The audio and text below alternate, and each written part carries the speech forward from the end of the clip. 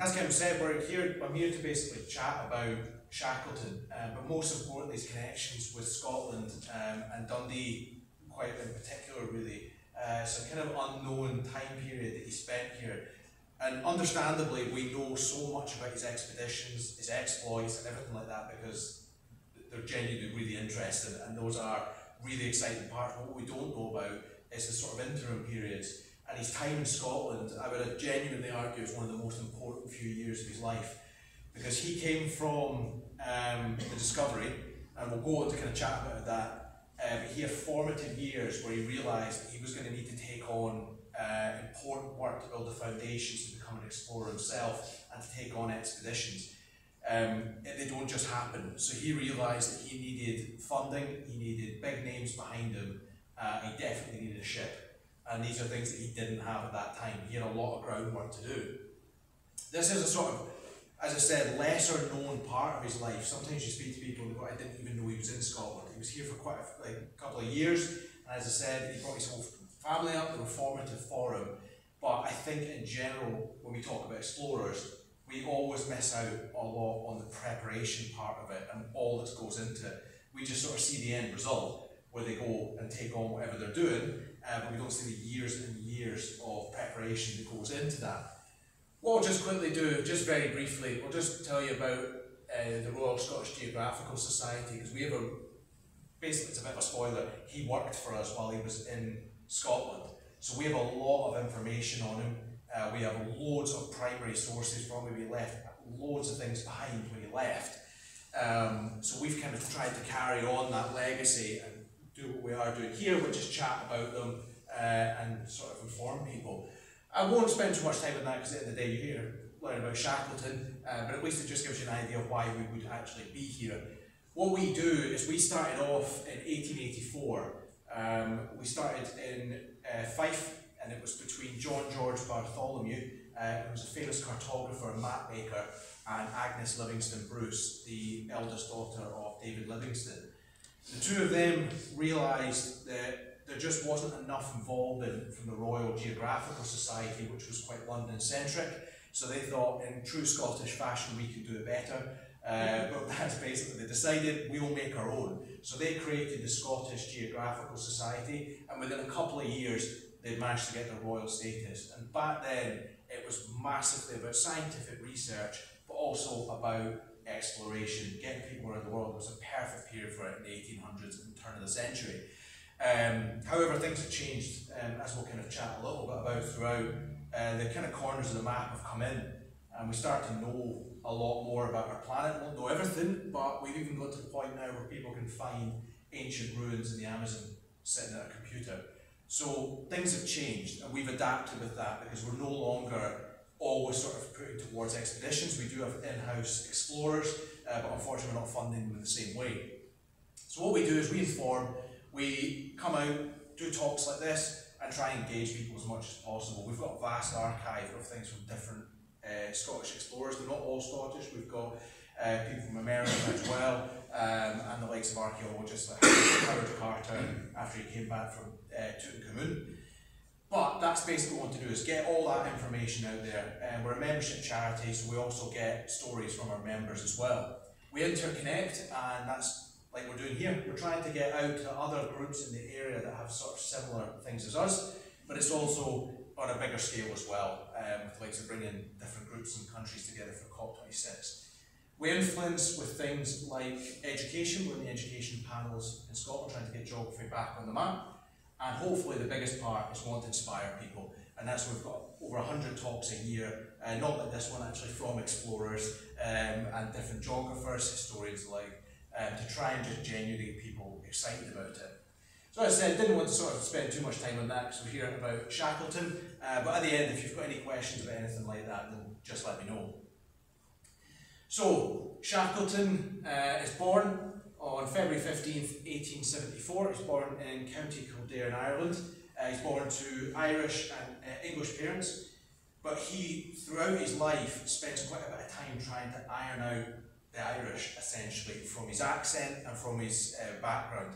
It's quite sad that he had to do that. Unfortunately, there was deep-set racism towards Irish people at this time as well, We've seen a couple of documents that even said the likes of no Irish in certain pubs at the same time as this, which was quite shocking. I didn't realise it was that strong. So he really tried to kind of move away from that. His family did move to London about sort of 10 years into his life, but as I said, he's always tried to kind of hide that part of it, unfortunately.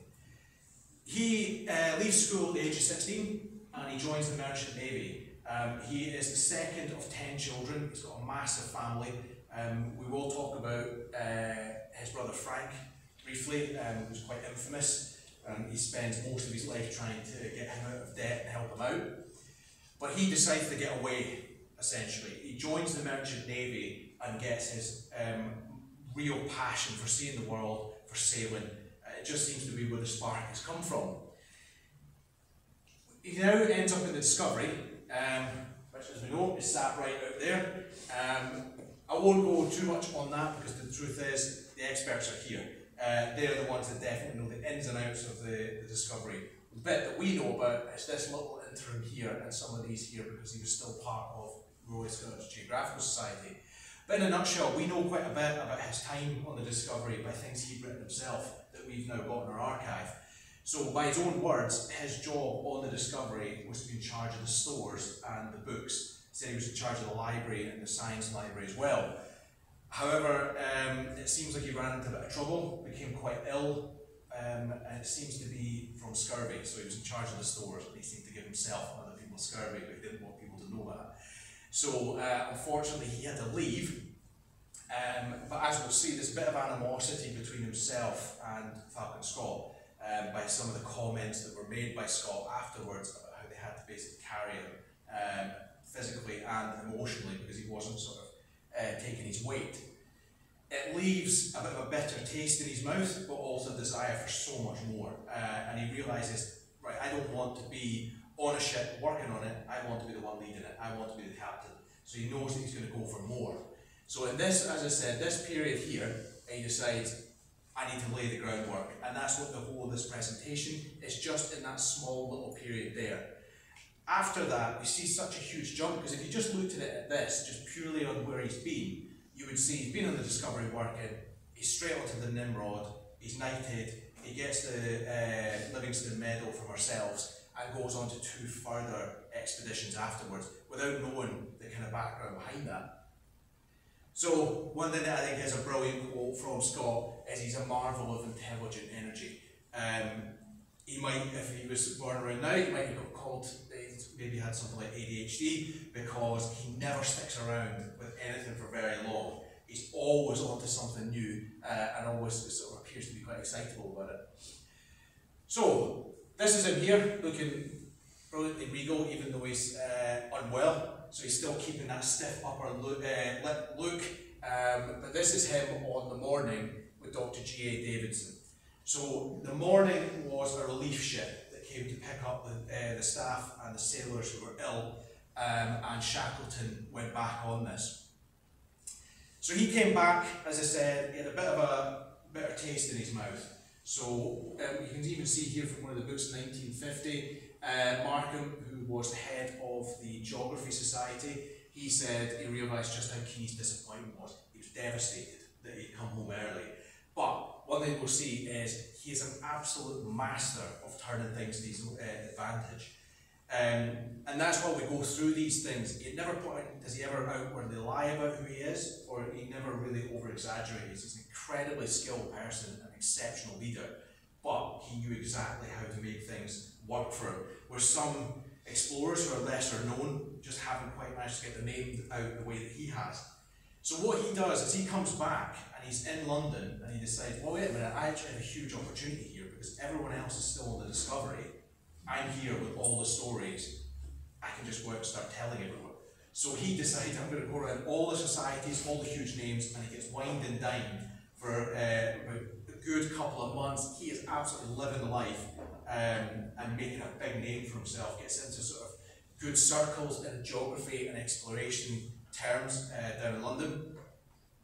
Essentially, he's kind of finding that despite that, despite the talks and the interest, he's just not quite relevant enough to probably take on the next jump. because they're really loving his stories, they love everything and his passion, but he hasn't really shown who he is yet, he's not got any main backers.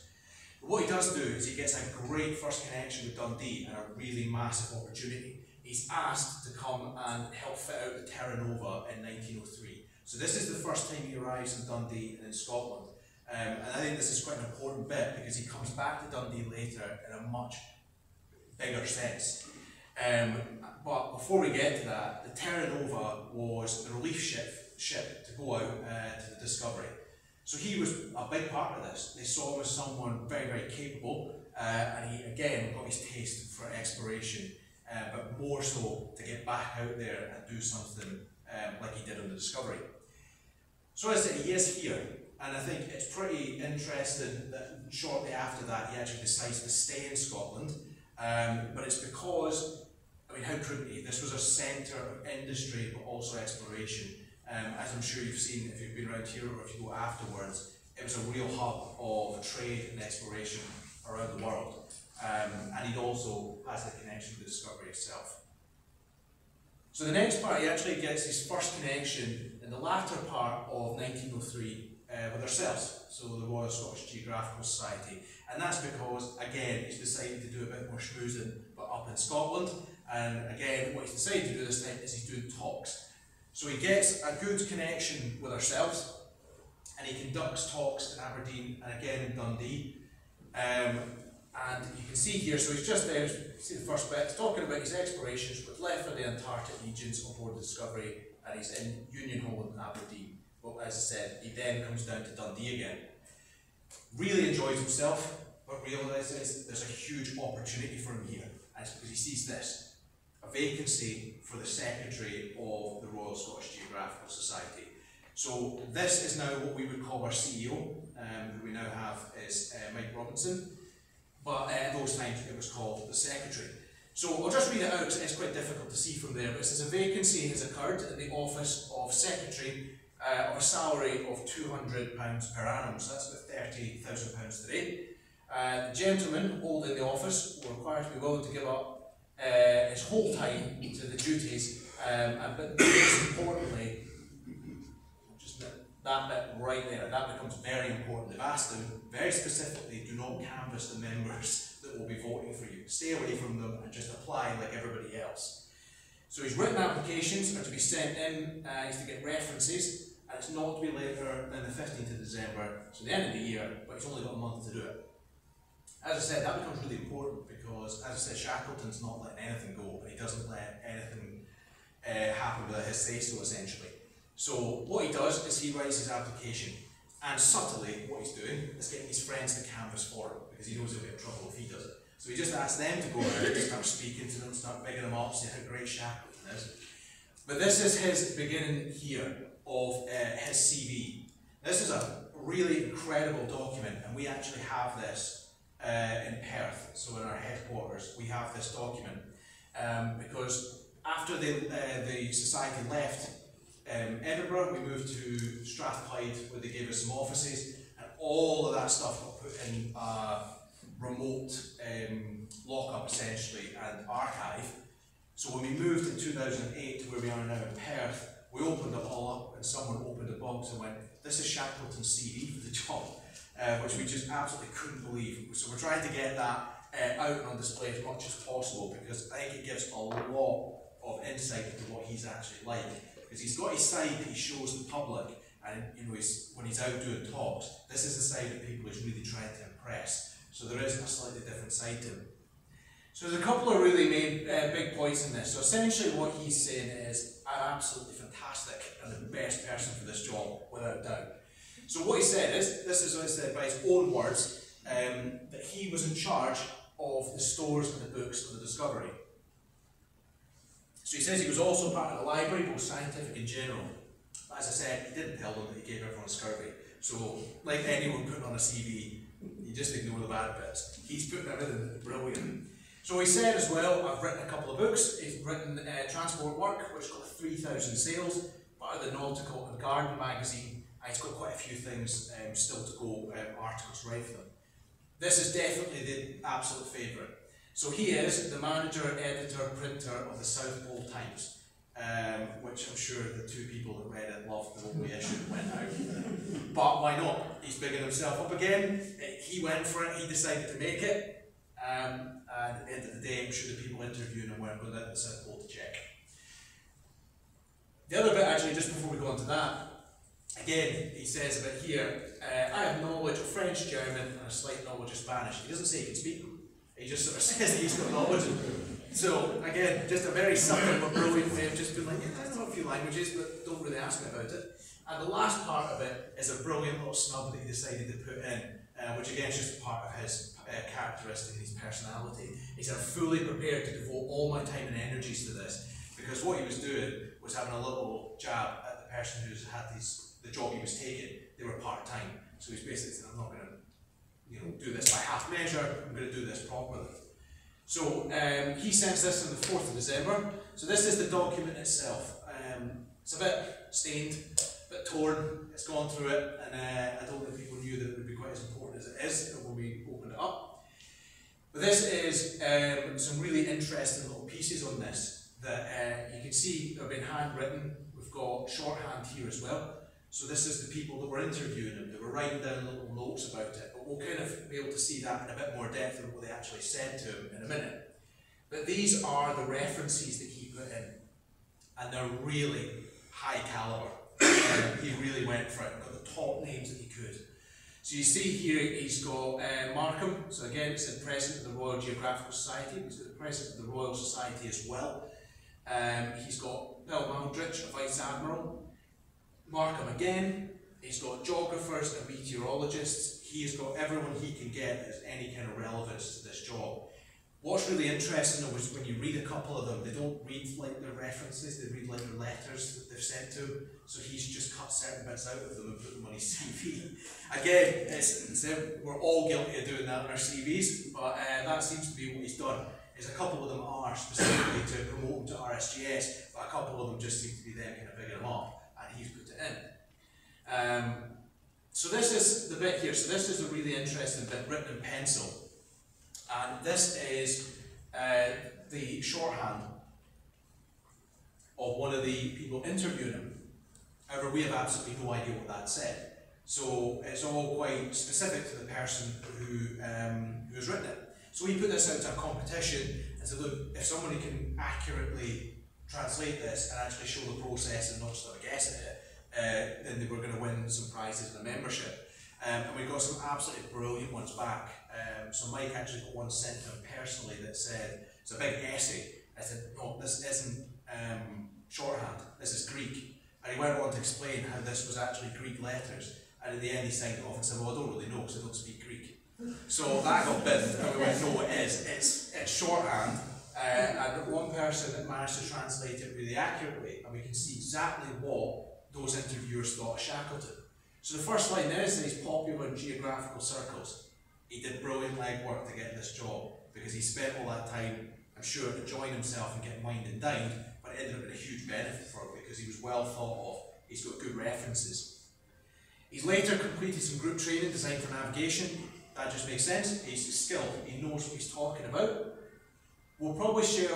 We will all share his enthusiasm for his next Antarctic trip. This one's really interesting because his wife didn't know.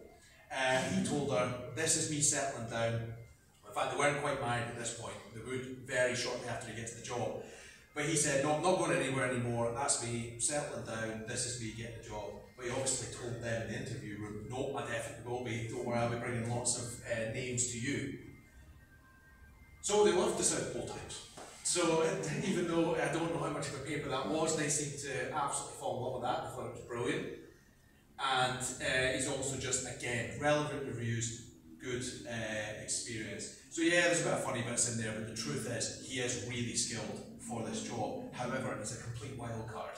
And we'll find that from some of the things that he does. Now, as I said, spoiler alert, he does get the job. But it takes quite a lot of work, because he's not everyone's first choice. So it's between Mr. Shackleton and Mr. Johnson. They could not be more different. Johnson is a lot more toe the line, very similar to who we've had before, but really reliable. Shackleton is not. He is eccentric, he's exciting, he's totally different, he's young, he's only 29, he is the wild card choice essentially, and they're not sure what to do. So they essentially are split on it. The board doesn't know who to go for, because some of them are just saying that we need to just go with what we've got. Whereas his big backer, Bartholomew, one of our founders, was a huge fan of him, because he just thought, do you know what, it's not working the way it is now. We need someone to come in and shake it up. So Shackleton realises that he might be in a bit of trouble for this job, so he goes against what he was told to do. As I said, gathered all his friends and went, get out there and make sure they know that I'm the one that's going to win it. So all of his friends started canvassing people, getting out there, speaking to them, but he just about lost the job if it hadn't been for John George Bartholomew. So he decided to step in as the founder and went, you know what, we're delaying it, we're not having the vote, we're moving it to January. Because he knew in January there was going to be more board members that were more towards Shackleton arriving then.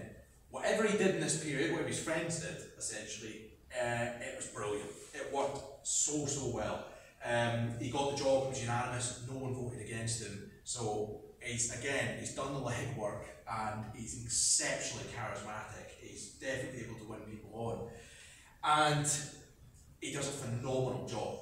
This is a quote here by Mill in the book of The Life of Sir Ernest Shackleton. It says, within 3 months of his appointment, he had awakened the society to the full activity of his early years, and he even persuaded his bride to spend the honeymoon.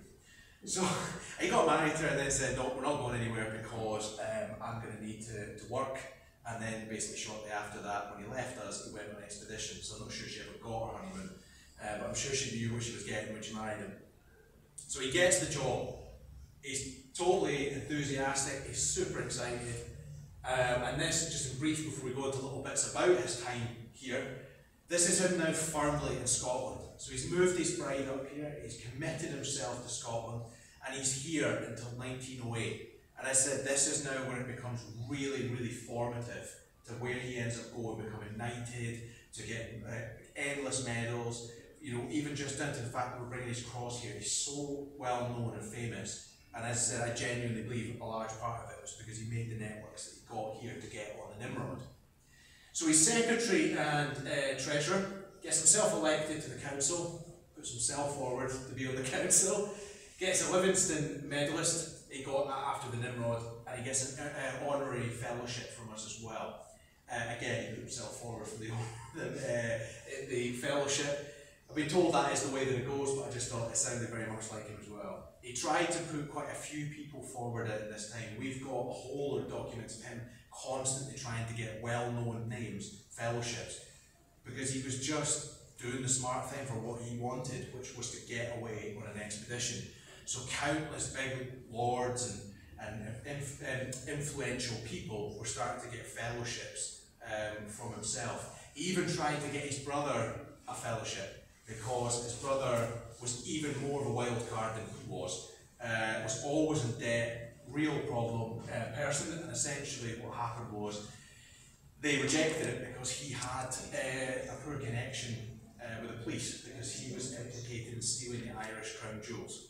So they went, no, we're not having anything to do with it. Frank cannot be part of this society. And if you look it up now, he still is the #1 suspect, despite the fact that they've not actually they never arrested him. So the talks increase quite significantly, but they're not the only thing that Shackleton goes on to change. Because he's not happy when he joins up. He realises, he just sort of thinks, this is all old-fashioned, exactly as they had said, everything's just slow, it's just going at that snail's pace. He doesn't want that. So he comes in and totally shakes everything up.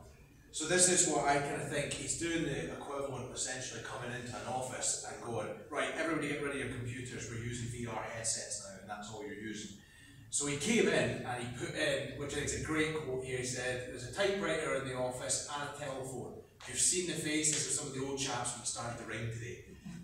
He loved winding them up. He put in a phone, and he was told it would take 6 months. So he basically just harassed them until they put it in within 4 days. He got stuff done. He was not about messing around.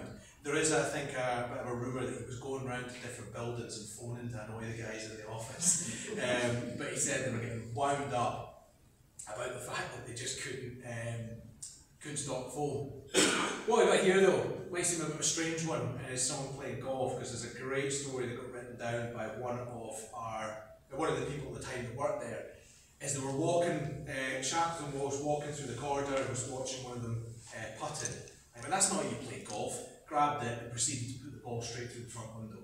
So, as I said, he's completely eccentric, he's charismatic, and a total wild card as a character.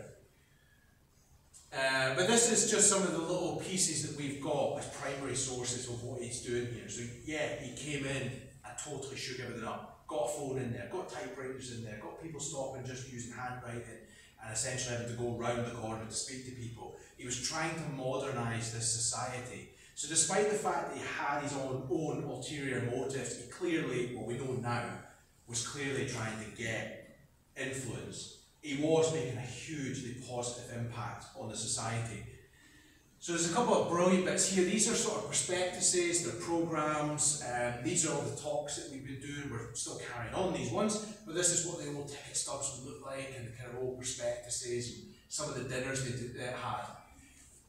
So this is an important person here. So this is William Spears Bruce. He is one of our explorers, and it couldn't be a more polar opposite person from Shackleton. Because has anyone heard of William Spears Bruce? Yeah, a few people, yeah. But I'm sure everyone's heard of Shackleton. That doesn't mean that there's any sort of difference in the things that they did. However, what they're saying is that there's a few books have said William Spears Bruce might actually have been autistic. He was really quiet, he was really reserved, he didn't like going to these dinners, he didn't like doing the kind of work that Shackleton did, but he managed to do it through science and just by pure intelligence and drive. Shackleton will definitely have known about this and known of him, because he's doing a talk right here, been brought in by Shackleton, and it's the voyage of the Scotia in the Antarctic. So the Royal Scottish Geographical Society stepped in when William Spears Bruce couldn't actually get funding. We stepped in and gave him funding for his ship called the Scotia. He took a fully Scottish crew of scientists. He sent them down to the South Pole, and he went to the South Orkney Islands, close to the George Islands, and he set up a scientific observatory there. He then handed it over to the Argentinians, and it's still running today, so it's now the oldest running and longest running scientific observatory in the world. He is an absolutely incredible captain, explorer and sailor, but he wasn't a fan of coming to these dinners that Shackleton kept inviting to. But that will become important, his science connection, a little bit later on. He's one of the main people that Shackleton brings in, but he also brings in Captain R.F. Scott. So he brings him in as well, despite his animosity with him. He was able to bring him in. They just had a bit of a rivalry, a bit of frenemies, but he was the top tier. This was just one of the best talks that we could possibly get to come and talk about the discovery. So what he also had is he invited him. You can see William Spears Bruce there. I actually believe he never turned up to this dinner. So that's just, as I said, part of his thing. He just wasn't interested in it. But of course, Scott came, and so did Markham. When we were here, Shackleton definitely would have probably, it's hard because he never really wrote things down. But what we can gather from other people at these dinners is he wasn't quite happy about not being the centre of attention. He was working, he wasn't being wined and dined like the people coming in were.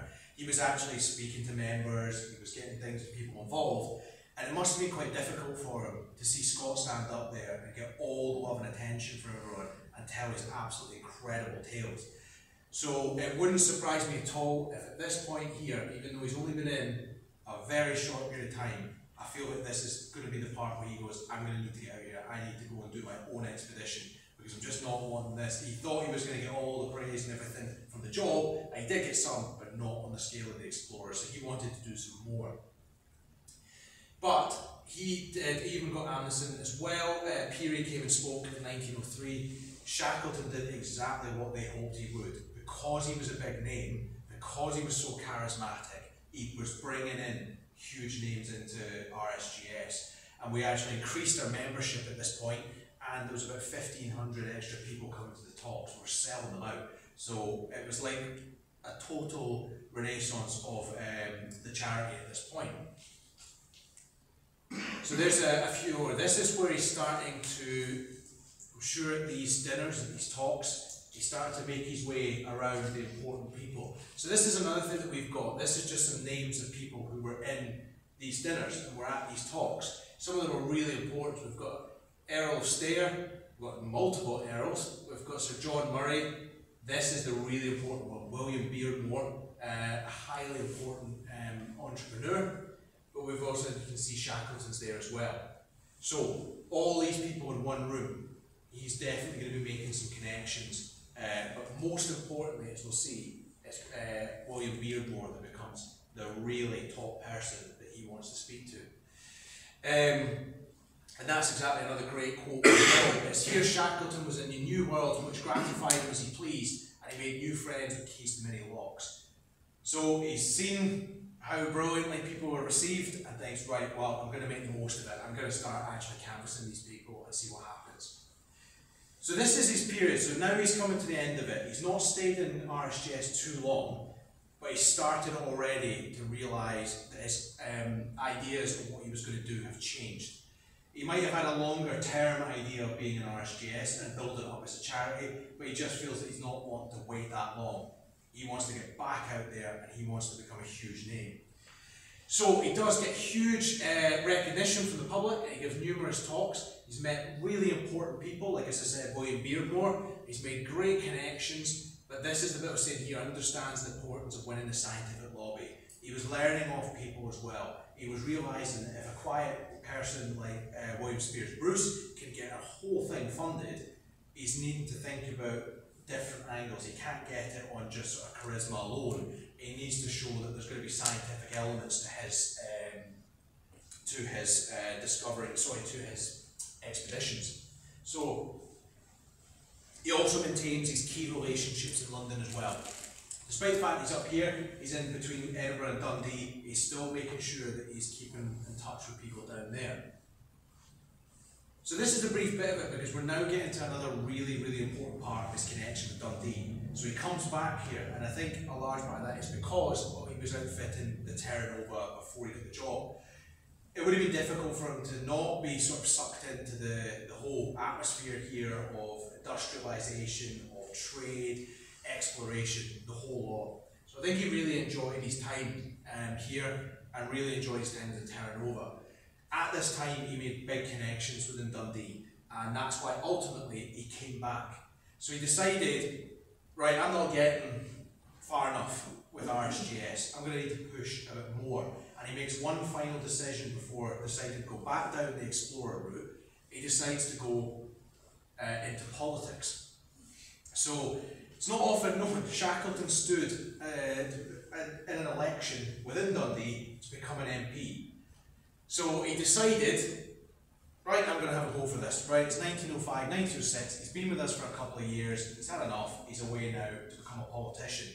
However, that didn't go down particularly well with RSGS. They weren't too happy with the idea of him kind of going. So they thought, right, we're going to need to find a way where we can maybe keep him because he's brilliant and he is doing amazing work. So they go to the board and go, look, can we keep him on? We're not supposed to be engaged with any kind of, affiliated with political parties, we're still not, but they went, look, we're going to maybe need to have half and half, maybe you can go part-time. So they said, yeah, okay, we'll do that. You can go part-time if you win this. So he moves through to Dundee and he starts his campaign. As always, he's completely charismatic. Apparently there was loads of times that people at talks, he was just sort of bringing people in, they absolutely loved him. But unfortunately, he just didn't have enough, he's not a politician. So people saw through the charisma and realised that they didn't really have too much to offer as a politician. So it was the Liberals he was going for, but unfortunately he came 4th out of 5. He really didn't do well. This is one of his major failures in his career. So he says, I won the hustings but lost the election. So he said, I'm incredibly popular, but I just don't quite have what it takes to be a politician. So he decides again, he's on the move again, as I said, he's just all over the place, doesn't hang around, and he's not thinking like many politicians do, right, I'll get it next time. He goes, nah, that's that, I've had enough of that, I'm not going to bother, that's me really going to go for my expeditions. I'm going to shape the trees that I've got and that I've grown in the relationships, how can I turn this into me getting an expedition? So he tells RSGS, that was really nice of you to say that I could go part-time, but goodbye, I'm away, I don't want to be here anymore. So he puts up the advertisement again for his job. So there was over 300 applications, completely different from when he applied. The overall status of RSGS has gone up massively since he's been in. And this is just before it is Nimrod. So I know I kind of said it quite a bit, it's good to just kind of go over it again and kind of summarise part of it. This is now where he goes on to become the Shackleton we know. But we've seen a completely different side to him while he was in Scotland. We've seen a kind of more kind of humble side, maybe a vulnerable side of him, where he's lost elections.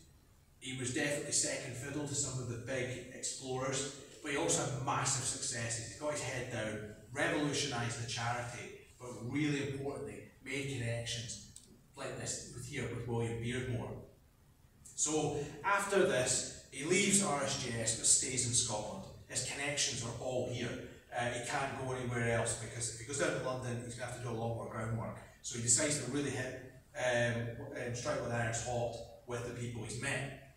So he goes off to work with William Beardmore, and he's basically just a person that he can send out or speak to people. And I think it just did a lot of good for Beardmore to have someone as famous as him around. So we're not really sure what he was actually doing at this point, but he seems to have just been helping him out, bringing like clients into him and things like that. But it didn't last too long because he was really there just to kind of essentially ask for money. And he did. So he asked. So Beardmore is or was an RSGS council member, and he said, look, I want to go on an expedition. I'm going to really make something of this. I've got this idea for the Nimrod. Will you finance it? And he did. He loaned them £7,000. That's a huge amount of money to have been given, and it went a massive way for getting him onto the Nimrod. And this is where you see the Beardmore Glacier. Was it named after William? Potentially not, because William Beardmore had actually married a very young wife, and Shackleton got quite friendly with him. We've got some letters between the two of them. Couldn't say for certain that there was something going on. However, the way the letters are written and the amount of time he spent there, there is potential that something might have been going on between the two of them. And ultimately, that might be a bit of a funny story that he's decided to name after someone. William Beardmore's loving it. He's got a glacier named after him. It's actually potentially named after his wife. But this gets him here. This gets him on the expedition that explodes his career, and it's why we know everything about him now. And from that alone, he's knighted. He's given the Livingstone Medal, which is the medal from ourselves. He moves his family to England. He gets bigger into the spheres and has 2 more major expeditions. And the truth is, if he hadn't passed away on the quest, he might have had countless more. This was the start of his career. This was the start of a really big turn for him. And it was all because, largely, Beardmore, but some of the other people that he'd also been in contact with. So, that's him. He heads off on the Nimrod. And after that, as I said, we've got the Endurance, and after that we've got the Quest, where unfortunately in 1922 he passes away from a heart attack. As I said, I'm sure he would have continued to explore until he couldn't anymore. He loved it. What's really interesting is the Endurance and now the Quest have both been found. They both sank, but both of them have now been found. So we had the team in who found the Endurance. There's a documentary coming out about it, I think, next month on Disney. And then once the licensing issues have gone, they're allowed to come back and speak to us. But we're hoping to get the Quest team in as well to talk about how they found them. So the legacy continues of Shackleton. We've not forgotten him. In fact, he's the top person we talk about, and obviously it shows himself and William Spears Bruce. We've got lots of other explorers, but the truth is everybody knows these names. Shackleton has been possibly the biggest ticket seller for us of anything. We have things called Discovery Days where we bring people into our museum and chat to them about specific things. And every single time we do a Shackleton one, it sells out so quickly. And we have to always keep putting extra days on because people just love him and love who he is as a character. This is our office here, so this is in the Lord John Murray building. So we're in the Fair Maid's house, that's the museum, the oldest building, or secular building within Perth. But the building next door is also historic, and that's where our offices are. So we've got the Shackleton room. So we've dedicated it to, we've got a bust of him there, and this is every book written on him. So we've got everything in there. It's a bit of a shrine for us to kind of thank him for his time, because he really did boost RSGS and really put us on the map. Doesn't mean that we didn't have it before, but his sort of celebrity nature, his charisma really pushed us. And what we decided to do was to honour him by putting a medal. And we think this sort of honours the legacy of him in Scotland and his ties to it. As I said, it might have been a few years, but they were formative for us and himself. So we give this out to people who have shown exceptional leadership in things that are important to our charity or important to geography in general. So the Livingston Medal is more for the sort of exploring side and the sort of scientific side, but one of the major ones, this is for leadership and people that have shown exceptional amounts in it. And it goes to lots of different people. So I think a great example here is Craig Sams and Joe Fairley. They're from Green Black Chocolate. So because of their work in charity and then handed back, they're exceptional leaders in those fields. So that's the legacy that he's left behind for us, and we will always be handing out these medals to exceptional people to remember what he was like as a leader himself. Just quickly, this is a thing just before we sort of finish up, because I'll just do a bit of a summary on what we've kind of chatted about here. But I think this is a really great thing to show. So these two here are two people that got the Shackleton Medal for circumnavigating in one of the planes that you'll see the planet. But they gave an absolutely exceptional speech where they talk about the importance of where exploration is going now. And I think it sort of summarises a little bit what I was saying about what we can do now and how everybody can really be an explorer in the new sense in the 21st century just by kind of opening up to these things. So we're just going to play this. It's only a few minutes. I think the best way to say thank you is to say how touched we are as promoters of an aviation project to be rewarded not by an aviation world but by a geographic society. Because Solar Impulse has not only gone around the Earth, but it tries to protect the Earth. And I think this is the task of the explorers. It's not just to explore, but it's today to bring this message to key decision leaders and opinion leaders. Because when explorers speak about the world and about the Earth, they are credible because they've seen it. When explorers speak about life, they are credible because they risk their life. When explorers speak about people, they are credible because they know what is a team. So, I believe that we should never waste an opportunity to promote this message of having a better world and showing to the people who rule this world that they have to become explorers also. This is really something important. You cannot have people who are credible, who don't take a microphone to express themselves and push their message. So the role of explorers now is not to conquer new continents because it's done, even the moon has been explored. But it's to really try to make this Earth that we love geographically to become a better place. And this is not just by a dream, it's by bringing solutions. So this is why this medal has so much value to us and why we thank you so very much for this evening and for this honor. Thank you so much. So that's the way that exploration is changing and how the legacy will kind of go on from people like Shackleton. Because we've got a lot to thank them for. We've got museums about these explorers, we've got talks about them, documentaries, films, everything. What they did and the kind of risks they took were extraordinary. Well, let us know about the planet in general and really pushed the boundaries in this time while also putting their lives at risk and ultimately succumbing to that, which Shackleton did.